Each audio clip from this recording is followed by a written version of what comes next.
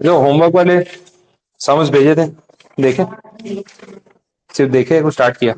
देखे ही। हाँ, 2 दिन बोला है मैंने, तो आज स्टार्ट कर देना।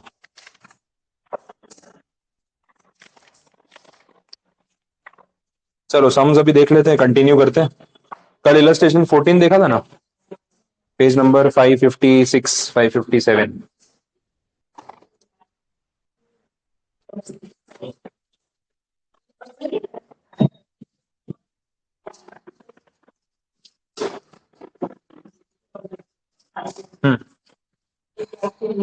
चलो ध्यान दो, इलस्ट्रेशन नंबर 15 है, वहां से कंटिन्यू कर रहे हैं।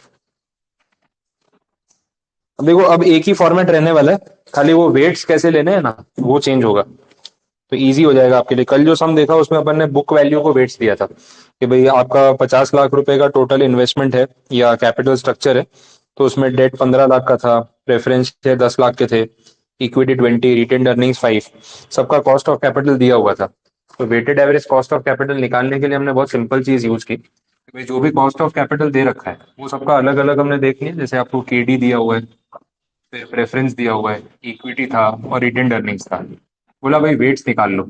और वेट्स कैसे निकाले थे, तो बुक वैल्यू के बेसिस पे, क्योंकि 50 लाख रुपए टोटल है, उसमें से लॉन्ग टर्म डेट्स का कितना है, 15 लाख रुपए, तो वो परसेंटेज वाइज 30% हो गया, तो उसका वेट हो गया 0.3। वैसे ही सबका वेट निकाल लिया था, फिर मल्टीप्लाई किया, जो भी वैल्यूज आई सबको प्लस कर दिया।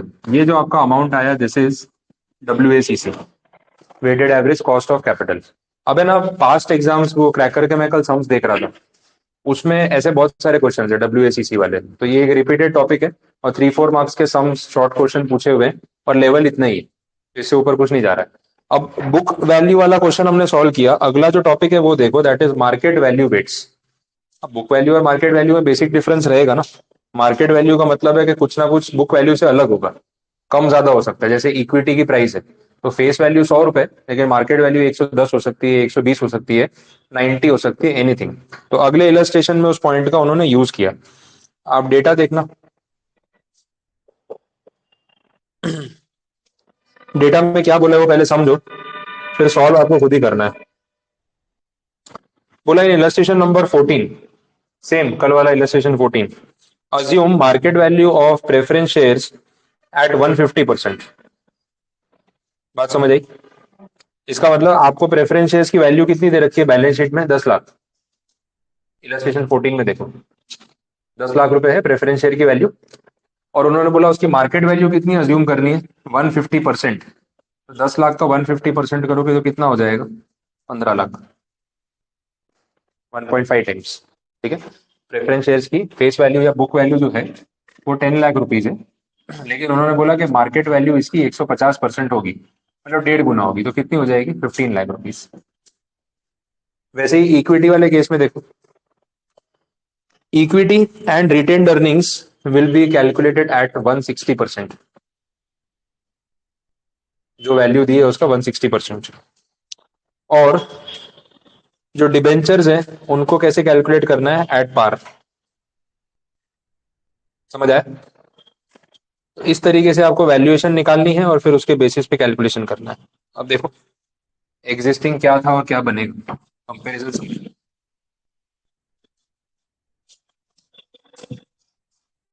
Long term debt, reference, equity, retained earnings, book value कितनी दे रखी है, एक बार वैल्यूज दिखवा दो इलस्ट्रेशन 14 में। 15, 10, 20 और 5,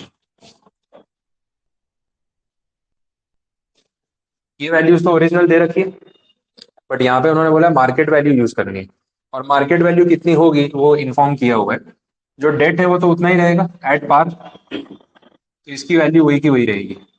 प्रेफरेंस में उन्होंने क्या बोला, 150%, मतलब कितना बन गया, 15 लाख। इक्विटी में कितना बोला, 160%, 160% मतलब ये 32 लैक्स होगा, और ये 8 लैक्स होगा। बोलो सही है? समझ आया क्या किया? बोलो, कुछ कंफ्यूजन आ रहा है समझ में? ठीक है, तो ये वैल्यूएशन चेंज हो गई ना। अब हमें निकालना क्या है, कॉस्ट ऑफ कैपिटल का वेटेड एवरेज। इन सब का टोटल करेंगे तो मालूम पड़ेगा कितनी वैल्यू हो रही है। 40 और 30, 70 लाख। तो यहां से वेट्स मिल जाएंगे, 15/70। कितना वेट आ रहा है? 0.214। ये भी सेम रहेगा। फिर ये देखो 32/70, 0.4। नहीं, वेट ही ले रहा, परसेंटेज में मत लो, क्योंकि फिर बाद में मल्टीप्लाई करना ही है। अब परसेंटेज में लोगे तो 21.4 आएगा, बट उससे बेटर है उसको डिवाइड बाई 100 करके ना 0 पॉइंट वाली वैल्यू में लिख दो, वो इजी रहेगा, आगे काम आएगा। और ये लास्ट वाला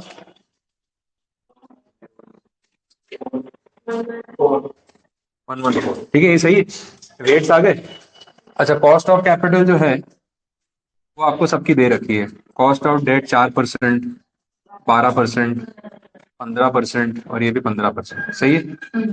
अब इनको मल्टीप्लाई करेंगे और इसको इक्वल टू करेंगे, इससे जो टोटल वैल्यू आएगी ये है आपका WACC। निकाल लो जो भी वैल्यूज आ रही है और प्लस करो।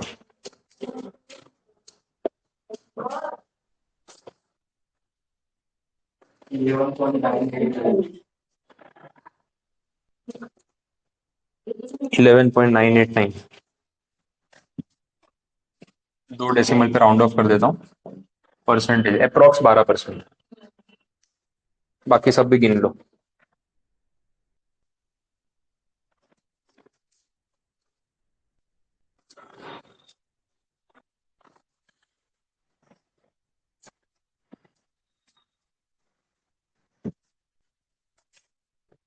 बोलो, समझ आ रहा है?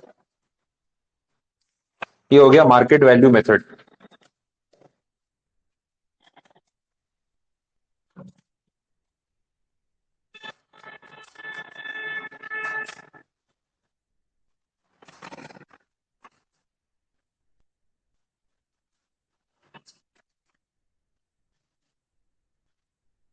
कोई कंफ्यूजन किसी को? कंप्लीट हुआ? आगे बढ़े। नेक्स्ट मेथड देखो, टारगेट वाइज या टारगेट वेट्स अप्रोच।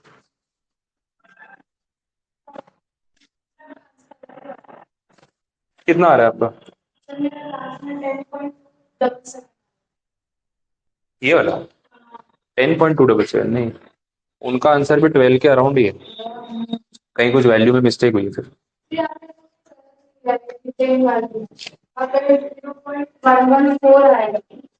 हाँ सही है ना। तो उन्होंने तो 0.115 तो लिया है, तुम्हारा कौन सा अलग आ रहा है?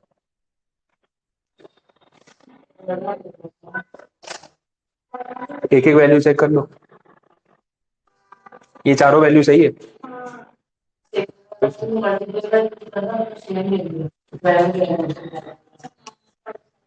वही यार, कुछ ना कुछ मिस्टेक हुई होगी तभी चेंज हुआ।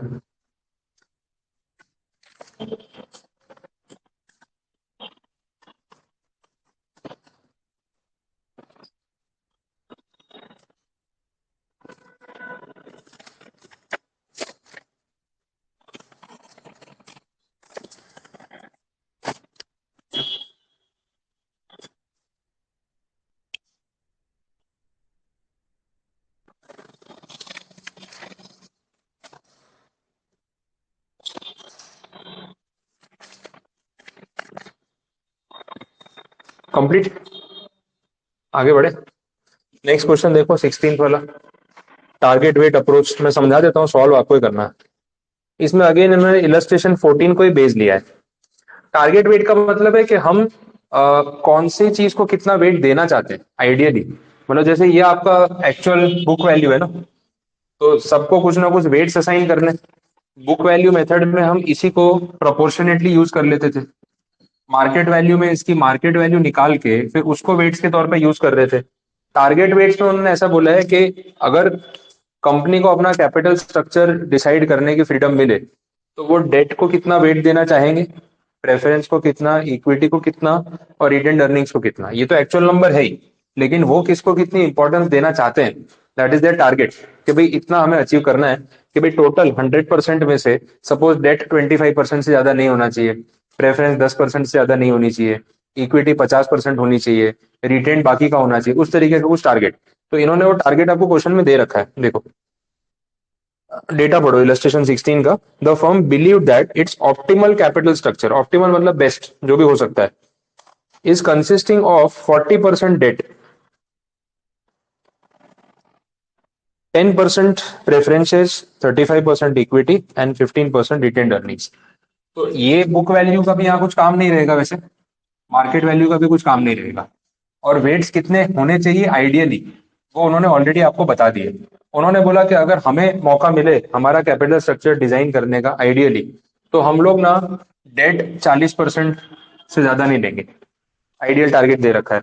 दूसरा, प्रेफरेंस शेयर्स कितना बोला, 10%, तो इससे ज्यादा प्रेफरेंस शेयर नहीं चाहिए। इक्विटी कितना बोला, 35%, और बाकी का 15% रिटेन्ड अर्निंग्स। तो बोला हमारे हिसाब से आइडियल मिक्स जो होता है ना, ऑप्टिमल मिक्स,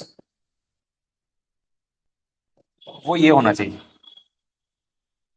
तो इस सब की तो कुछ जरूरत ही नहीं है, अपने को तो क्या चाहिए, weighted average cost of capital, weights मिल चुके हैं, कॉस्ट ऑफ कैपिटल निकालना है, मल्टीप्लाई करके निकाल लो, आ गया आंसर।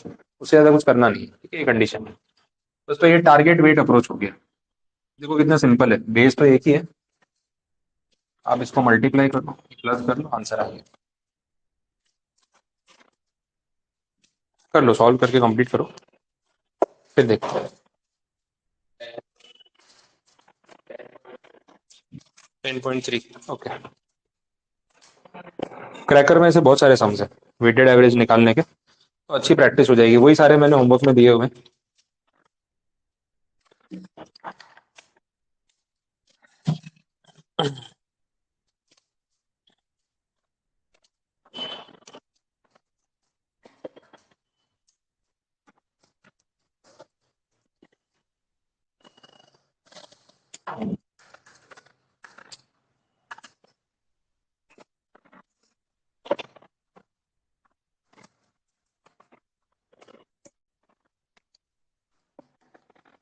इलस्ट्रेशन 17 जो है उसमें मार्जिनल वेट्स बोला हुआ है, बट मेथड में कुछ नया नहीं है। आप इसको होमवर्क में एक बार ट्राई कर सकते हो, नहीं आएगा तो करवा दूंगा वापस में, तो कोई इशू है नहीं। अब टिक कर लो, इलस्ट्रेशन 17 आपको होमवर्क में पहले ट्राई करना है। अभी टाइम वेस्ट नहीं करते, मैं जितने यूनिक सम्स है वो करवाता जाऊंगा पहले, सेम टाइप के फिर होमवर्क में दूंगा। इलस्ट्रेशन नंबर 18 देख लो, वो एक बार डिस्कस करते हैं, फिर आप स्टार्ट करो। कैपिटल स्ट्रक्चर कंपनी का दे रखा है, 12% डिवेंचर्स, 100 रुपए की फेस वैल्यू, टोटल क्वांटिटी 3000, तो 3 लाख के डिवेंचर हो गए। प्रेफरेंस शेयर्स में बोला 2000 प्रेफरेंस शेयर्स, 100 रुपए के, 10% डिविडेंड का रेट, 2 लाख रुपए। 4000 इक्विटी शेयर, 100 100 रुपए के, मतलब 4 लाख रुपए। रिटेन्ड अर्निंग्स दे रखी है 1 लाख रुपए, ये सब डेटा है। ईपीएस कंपनी का 15 रुपए रहा है पास्ट में।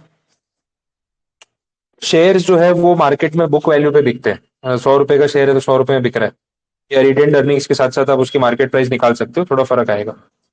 टैक्स रेट 50% है। The share holders tax liability में भी अज्यूम्ड एट 25%, मतलब इंडिविजुअल का टैक्स रेट 25% है, ये बोला।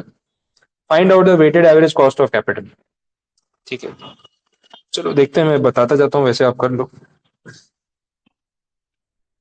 फाइंड तो वही करना है, WACC, बार बार एक ही चीज कैलकुलेट करने के लिए बोल रहे हैं, डेटा चेंज कर रहे हैं। अब आपको पता है weighted average cost of capital, अगर मैं फॉर्मूला वाइज बात करूं तो मैं इसको ऐसे लिख सकता हूँ, उस फॉर्म में मैंने प्रेजेंट नहीं किया तो मैं बता देता हूँ। Cost of debt into weight,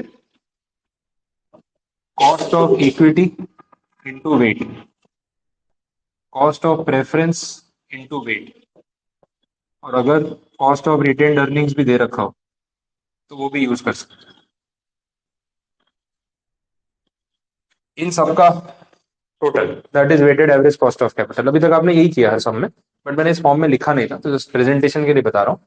cost चाहिए और वेट चाहिए, सबका, और इनको प्लस करते जाओ। अभी आप यही तो कर रहे थे, 4% इंटू 0.214, 12% इंटू 0.214, ऐसे करके आपने निकाला और टोटल किया तो WACC आ गया।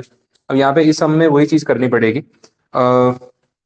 ये सबसे पहले डिबेंचर्स की बात की है तो डिबेंचर से स्टार्ट करते हैं ना, KD निकाल लेते हैं।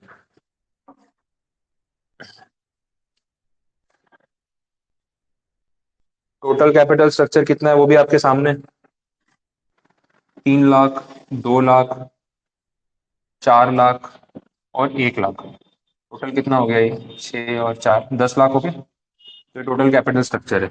अब अगर सबसे पहले बात करें KD की, कॉस्ट ऑफ डेट, तो KD कैसे निकलता है, डिबेंचर्स का कॉस्ट कैसे निकालेंगे, याद फॉर्मूला कुछ याद आ रहा है?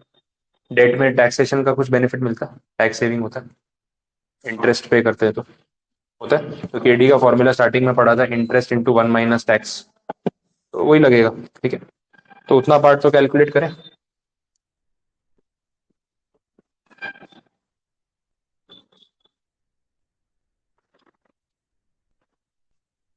ठीक है, अब यहाँ पे बाकी वो कोई पार प्रीमियम वाला चक्कर तो है नहीं, 100 रुपए का 100 रुपए ही है। तो अगर आप नेट प्रोसीड से डिवाइड करोगे, नहीं करोगे, ऐसा कोई फर्क नहीं पड़ेगा, कुछ भी ठीक है। इंटरेस्ट का रेट कितना बोला हुआ है डिबेंचर्स का, 12%। 100 रुपए का डिबेंचर पे 12 रुपए ब्याज। टैक्स का रेट कितना बोला है, 50 लोगे, 25 लोगे? 50 क्यों, क्योंकि कंपनी का कॉस्ट गिन रहे हैं ना, तो कंपनी का टैक्स रेट 50%। कितना आएगा, 6% आएगा। KD आ गया। अब बोले सर इसका वेट चाहिए तो WD, वो यहाँ से मिलेगा। डिबेंचर ये है ना, तो 10 लाख में से 3 लाख, तो वेट कितना हो गया, 0.3। चलेगा, साथ साथ में वैसे गिनते जाएंगे, फिर लास्ट में रख देंगे फॉर्मूला। तो KD हो गया। अब वैसे ही नेक्स्ट गिनना है KP, प्रेफरेंस। प्रेफरेंस के लिए डेटा में क्या दिया हुआ है, 2 लाख रुपए के प्रेफरेंस शेयर है। इशू तो ऐड पार ही किया हुआ है 100 रुपए पे। ओके, और टैक्सेशन में आपको पता ही है कि आफ्टर टैक्स ही होते हैं, मतलब इसमें तो कोई अलग से टैक्स बेनिफिट मिलने वाला नहीं है। और ड्यूरेशन जैसा कुछ दे नहीं रखा है ना, प्रेफरेंस शेयर कितने साल के लिए इशू किए, तो क्या मानेंगे, इरिडीमेबल। तो इरिडीमेबल में फॉर्मूला अगर आप याद करो तो उसमें ऐसा था, preference dividend divide by net proceeds into 100। Taxation का कोई पॉइंट आएगा नहीं। ठीक है, प्रेफरेंस डिविडेंड कितना आप दे रहे हो, 10%। नेट प्रोसीड्स कितना आया, 100 रुपए, 100। ये तो सेम ही रहेगा ना, इसमें क्या फर्क आना है, 10% ही रहेगा। फॉर्मेलिटी के लिए कैलकुलेट करके दिखाना है, सिर्फ ये शो करने के लिए कि हमने वो फॉर्मूला आता है। ठीक है, तो पूरा आप होशियारी मार सकते हो उनके सामने, देखो मेरे को फॉर्मूला आता है। वेट 2/10। चलो, तो ये KP हो गया। वैसे कॉस्ट ऑफ इक्विटी निकाल सकते हैं, वो भी देख लो उसके लिए क्या डेटा दे रखा है। अब कॉस्ट ऑफ इक्विटी निकालने के लिए अपने पास तो बहुत सारे मेथड्स है ना, एक CAPM मॉडल है, एक डिविडेंड मॉडल है, एक अर्निंग यील्ड मॉडल है, सब कुछ है। कौन सा मॉडल यूज करें, कैसे डिसाइड करें, डेटा पे डिपेंड करेगा, क्या अवेलेबल है, अवेलेबिलिटी देखनी पड़ेगी। CAPM के लिए RF चाहिए, बीटा चाहिए, कुछ नहीं है, CAPM मॉडल गया। डिविडेंड के बारे में कुछ बोला, अर्निंग पर शेयर, हाँ, तो अर्निंग पर शेयर वाला फॉर्मूला यूज करना पड़ेगा, उसके अलावा कोई ऑप्शन नहीं है हमारे पास। KE फॉर्मूला क्या था, earning per share upon market price into 100, यही था। अर्निंग पर शेयर तो 15 रुपए दे रखा है। मार्केट प्राइस के लिए कुछ बोला है क्या, मार्केट प्राइस आपको निकालनी पड़ेगी, वो कैसे आएगी वो बताता हूँ। मार्केट प्राइस वाला जो कैलकुलेशन है उसमें कुछ ऐसा रहेगा, आपकी कैपिटल 4 लाख रुपए, इक्विटी कैपिटल, और जो रिटेन्ड अर्निंग्स होती है वो किसकी होती है, वो भी तो इक्विटी वालों की होती है। तो मार्केट प्राइस निकालते टाइम हम ये भी उन्हीं के हिस्से में गिनते हैं, तो वैल्यूएशन ज्यादा देंगे ना। 4 लाख के शेयर तो उन्होंने वैसे भी खरीदे हैं, बट वो बोल रहे हैं कि वो 1 लाख रुपया जो कंपनी के पास पड़ा है वो भी तो अपना ही है, तो शेयर्स की वैल्यू भी उतनी बढ़ जाएगी। तो और ये मार्केट प्राइस पर शेयर निकालने के लिए 4 लाख की कैपिटल प्लस 1 लाख का retained earnings divide by number of equity shares जो आपको दे रखे हैं 4,000, देखो ये कितना है, 125। This is market price. Face value is 100 but because of the retained earnings market price is 125। अब ये चीज यहाँ पे डिनोमिनेटर में रख दो, देख लो कितना परसेंटेज आ रहा है, 12%। अच्छा वेट भी निकालना पड़ेगा, वेटेड एवरेज के लिए वही 4 लाख और डिवाइड बाई 10 लाख, ये रेशियो ले ली। इसमें रिटेन्ड अर्निंग मत यूज करना वेट निकालते टाइम, रीजन बीइंग कि कॉस्ट ऑफ रिटेन्ड अर्निंग्स अपन अलग से काउंट करने वाले हैं इसीलिए। तो ये 0.4, बोलो यहां तक क्लियर हुआ, 3 पॉइंट्स कवर हुए। अब लास्ट पॉइंट आएगा कॉस्ट ऑफ रिटेन्ड अर्निंग्स, वो अपना टैक्स ब्रोकरेज कैपिटल गेन वो वाला फॉर्मूला था ना, उसका यूज करेंगे। चलो देखें एक बार, मैं कुछ कंटेंट हटा दीजिए यहाँ पे, ऐसा स्पेस है इधर, चलो यहाँ लिख देता हूँ। कॉस्ट ऑफ रिटेन्ड अर्निंग्स, कुछ फॉर्मूला में ध्यान आ रहा है क्या था कि अगर हम डिविडेंड के फॉर्म में बांट देते हैं तो सामने वाले का टैक्स भी तो लग जाएगा, ब्रोकरेज भी लग जाएगा। तो फॉर्मूला में ये भी था brokerage divide by market price पर शेयर, तो उसमें कैपिटल गेन का टैक्स भी तो आएगा, वो भी माइनस होगा, ये देखा था हमने। अब इसके रिगार्डिंग सम में जो भी डेटा है वो आप यूज करके कॉस्ट निकाल सकते हो। डिविडेंड पर शेयर के लिए कुछ बोला थोड़ी ना है कुछ क्राइटेरिया, डिविडेंड की तो बात ही नहीं की है। अब इसमें रिटेन्ड अर्निंग्स में डिविडेंड वाला ही फॉर्मूला है, इसमें ईपीएस का फॉर्मूला है नहीं, और डेटा में हमें डिविडेंड के फॉर्म में कुछ दिया नहीं है। पर देखो अगर लॉजिकली फिर सोचने जाए कि करे क्या, तो अपने पास एक ही ऑप्शन बचता है कि जो अर्निंग पर शेयर है उसी को हम यूज कर ले। डिविडेंड उसमें से कितना दिया है उसका तो कोई रेशियो नहीं दे रखा, तो एक अजम्पशन ये लग सकते हैं कि जितना अर्निंग था पूरा अगर दे दे तो that can be the maximum dividend. Maximum dividend क्या हो सकता है, that can be equal to EPS. 15 रुपए कंपनी ने कमाया, उसमें से एक हिस्सा हम डिस्ट्रीब्यूट करते हैं, एक रिटेन करते हैं।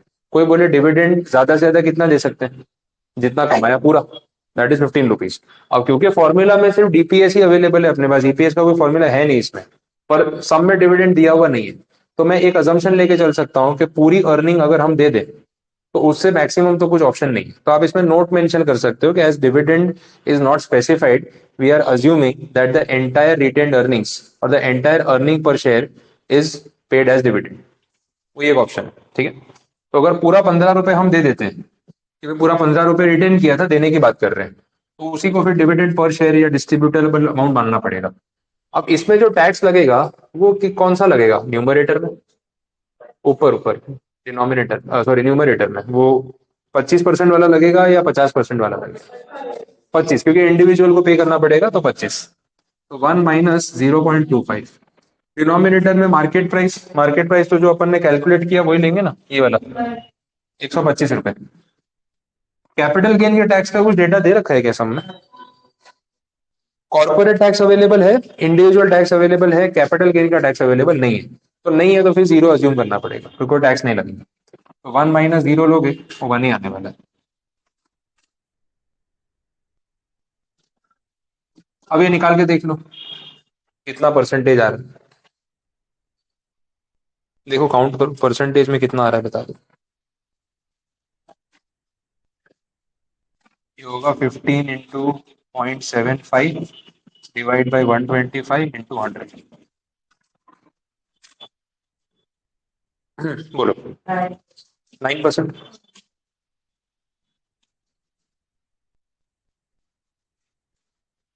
वेट तो आपको पता ही है 0.1, 1/10। अब देखो सब कुछ आ चुका है, के डी के पी के ई के आर, अब हमें चाहिए WACC। वही फॉर्मूला जो मैंने आपको बोला, KD WD KP WP multiply होगा plus KE WE plus KR WR। अब ये मल्टीप्लाई करके आप वैल्यू निकाल सकते हो, 6% into 0.3, KP 10% into 0.2, KE 12% into 0.4 plus KR 9% into 0.1, सही। अब टोटल करके देख लो कितना आ रहा है। ये होगा 1.8, ये होगा 2%, ये 4.8 और ये 0.9। टोटल कर लो। 1.8, 3.8, 7.8, 8.6, 9.5। टैली कर लो।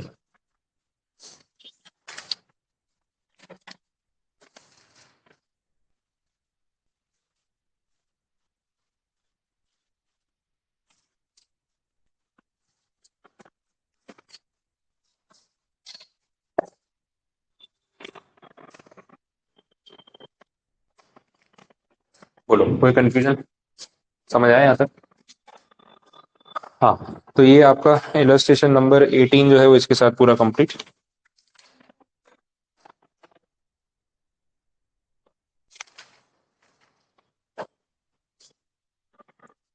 नाइनटीन्थ क्वेश्चन सेम टाइप है, प्रैक्टिस करना हो तो होमवर्क में ट्राई कर सकते हैं।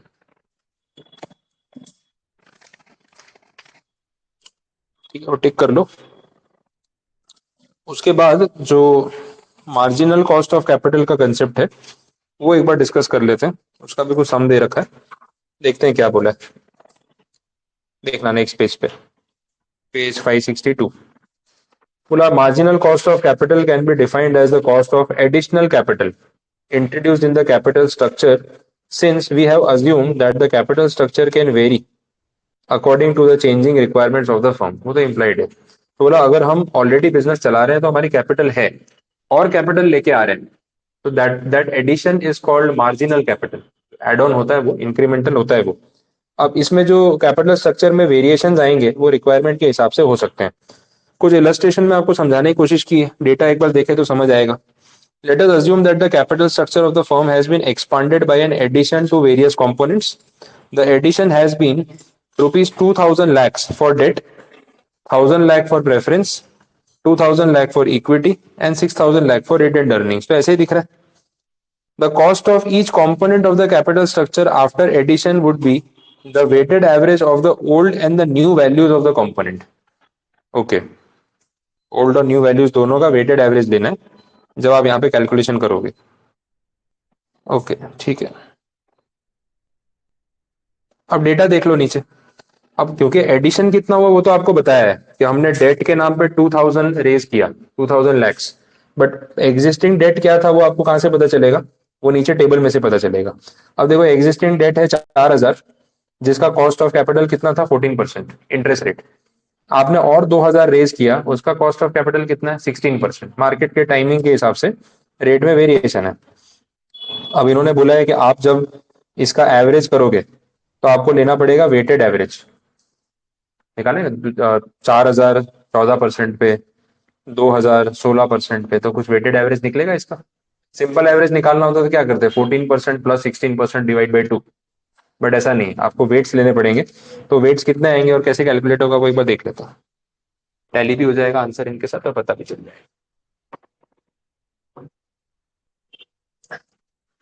4000 आपने रेज किया है 14% पे, 2000 आपने रेज किया 16% पे, एवरेज कितना? तो भाई वेटेड एवरेज लेने के लिए बोला है, टोटल 6000 होगा। तो जब आप वेटेड एवरेज निकालोगे cost of capital of debt, तो simple multiplication of weights, 14% into weight कितना आएगा?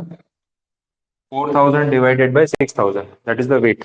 टू थर्ड वेट हो रहा है, देख लो 0.67 ऐसा कुछ आएगा। और ये होगा 0.33, तभी तो वन बनेगा पूरा।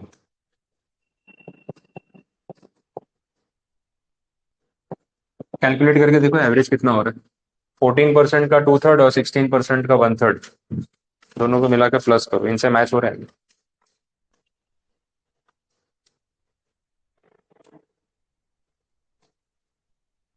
कितना आ रहा है?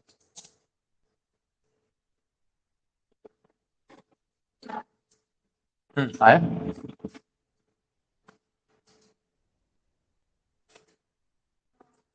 कितना आ रहा है? ठीक है, आ रहा है 14.66, उनका भी वही आ रहा है 14.6, उन्होंने सिंगल डेसिमल तक राउंड ऑफ कर दिया। आपको पूरा लेना है तो पूरा ले लो। कुछ बात समझ आ रही? तो जो कॉस्ट ऑफ डेट यूज करना है वो आपको सिर्फ एडिशनल कॉस्ट का नहीं देखना है, पुराने कॉस्ट को भी कंपेयर करके एवरेज निकालना है। 2000 आपने अभी रेज किया ना 16% पे, तो अगर इसका कॉस्ट पूछा होता डायरेक्ट 16%, बट उन्होंने बोला ऐसा नहीं करना है, अभी कैपिटल स्ट्रक्चर में चेंज हुआ ना। आपने आज 2000 रेज किया बट ऑलरेडी 4000 था भी तो सही, उसको थोड़ी ना भूल जाओगे। टोटल डेट कितना हो चुका है? 6000। 4000 रेज किया था 14 पे, 2000 रेज किया 16 पे, तो ये टोटल कितने पे रेज हुआ? तो बोला एवरेज निकाल लो, वेटेड एवरेज निकाल लो। तो उन्होंने बोला वेटेड एवरेज निकालने के लिए, तो अपने को वही करना पड़ेगा, क्वेश्चन में प्रिस्क्राइब्ड है। बाई चांस बोला तो सिंपल एवरेज निकाल लो, तो सीधा इन दोनों के बीच में आता है ना आंसर 15%। तो जैसा बोला है वैसा हम कर रहे हैं। क्लियर? बाकी केस में भी तो वैसे ही होगा। प्रेफरेंस कैपिटल देख लो, कितना रेज किया? 1000 lakhs। कितने पे रेज किया? परसेंटेज क्वेश्चन में नहीं दिया, सीधा टेबल में दे दिया। ठीक है, तो रेज किया 12% पे। ऑलरेडी हमारे पास 1000 lakhs की प्रेफरेंस कैपिटल थी 9% पे। अब बोला इसका वेटेड एवरेज निकाल लो। अब क्योंकि दोनों की क्वांटिटी सेम है, 1000 आप सिंपल एवरेज निकालो, वेटेड आंसर सेम आने वाला है। 9 + 12 डिवाइड बाई 2 कर दो, या दोनों को 50-50% वेट दे दो, आंसर वही आएगा 10.5। कैलकुलेट करके देख सकते हो। वैसे ही इक्विटी में भी सेम लॉजिक, रिटेन्ड अर्निंग्स में भी सेम लॉजिक। तो ऐसे करके देखो, चारों का weighted average cost of capital आपके सामने। बोलो, समझ आई? आगे क्या करना है? ये आपने जो weighted average cost of capital निकाला ना, ये सबका इंडिविजुअली निकाला। और ये इसलिए हुआ क्योंकि पहले कुछ रेट पे बोरो हुआ था, बाद में कुछ रेट पे बोरो हुआ, तो ये फाइनल आंसर नहीं है। ये एक एक इंडिविजुअल का वेटेड एवरेज है। यहाँ पे 2 बार वेटेड एवरेज होगा। सम का फॉर्मेट समझोगे ना तो आपको पता चलेगा करना क्या है। थोड़ा डिटेल में समझा रहा हूँ ताकि बाकी का सम आप खुद से कंप्लीट करो।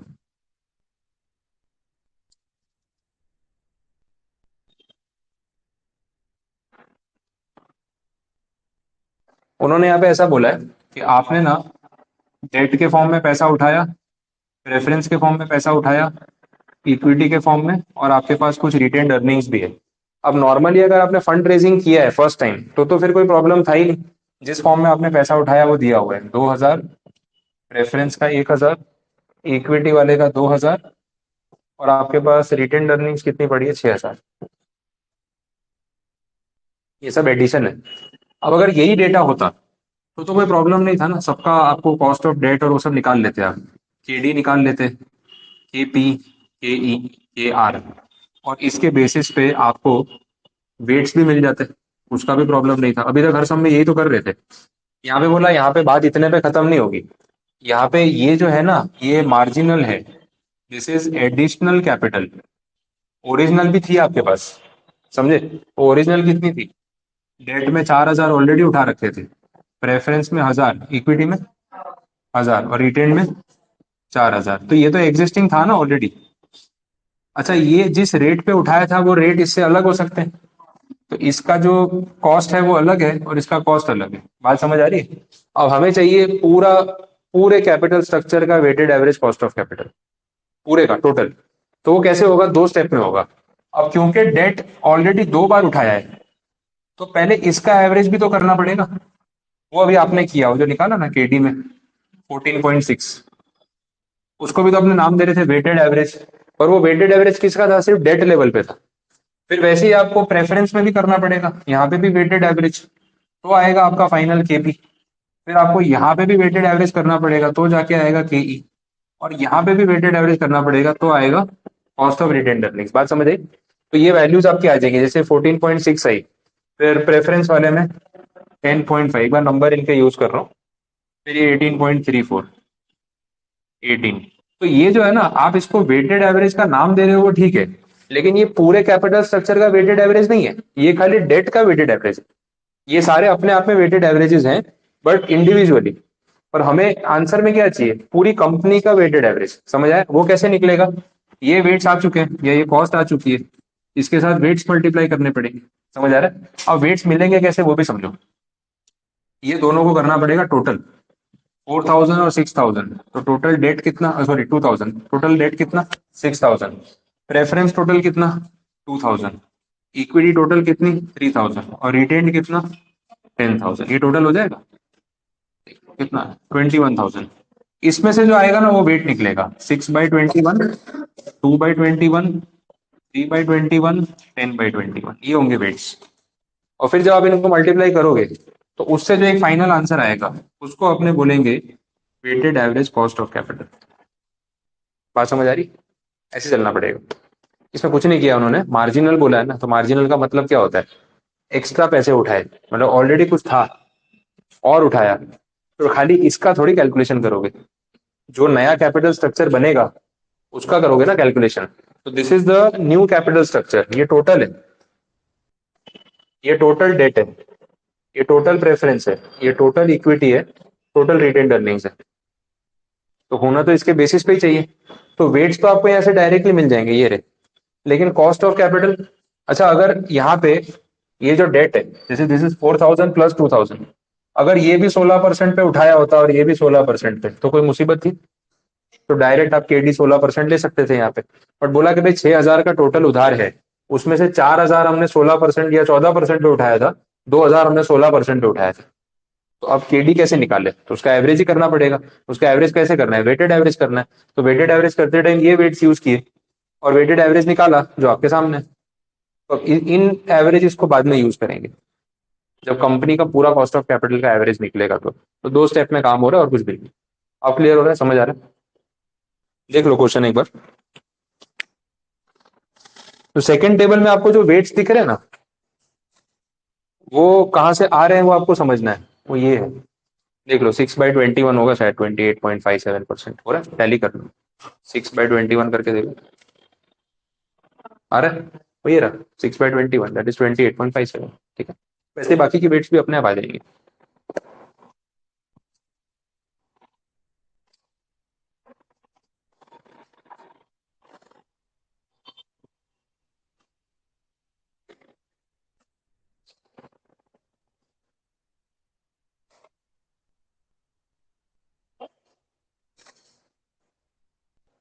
यहां तक कोई कंफ्यूजन? अब ये सब जब आप कैलकुलेट करोगे तो जो finally weighted average cost of capital आएगा वो कितना आ रहा है वो देखना। इनका आ रहा है 16.42। ये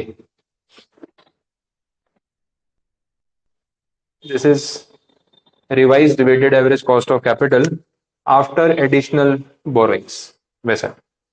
तो अगर यही पूछा हो तो फाइनल आंसर यहाँ पे खत्म। लेकिन अगर उन्होंने ये पूछा हो कि एक्स्ट्रा बोरोइंग करने से आपकी डब्ल्यूएसीसी में कितना इंक्रीमेंट हुआ, तो दोनों का डिफरेंस, तो पहला वाला भी तो गिनना पड़ेगा, ये इसका डब्ल्यूएसीसी भी तो गिनना पड़ेगा ओल्ड वाला, और ये न्यू वाला। फिर दोनों का डिफरेंस लेंगे तो मालूम पड़ेगा कि एवरेज बढ़ गई या कम हो गई। तो पहले जो चल रहा था उसका डब्ल्यूएसीसी इन्होंने निकाला हुआ है, मैं इसमें से ले रहा हूँ 15.2, नीचे लिखा हुआ है। उसका 15.2 था, वो कैलकुलेट आप कर सकते हो क्योंकि ये डेट के अमाउंट्स और इसके परसेंटेजेस तो आपके पास डेटा में है। तो पहले 15.2 था, लेकिन ये जब बोरो किया तो डिफरेंट रेट्स पे हुआ, उसके बाद जब एवरेज निकाला तो कितना हो गया 16.42। तो बोला इंक्रीमेंट कितना हुआ, डिफरेंस 16.42 माइनस 15.2 कितना होगा ये जो है ना, this is marginal cost of capital additional. इतना खर्चा आपका बढ़ गया।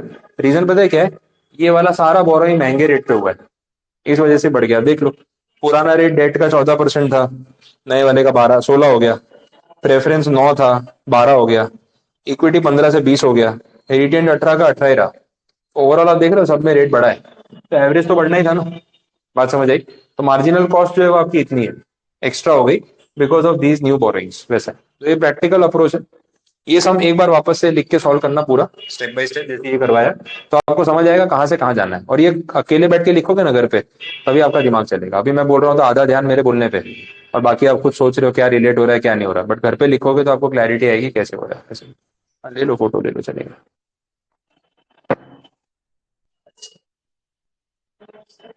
आज क्यूआर कोड नहीं है ना,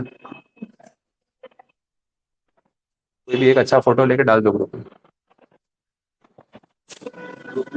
हाँ, जिसके क्लियर आ रहा है जिसके फोन में डाल दो ग्रुप में। ठीक है, डन।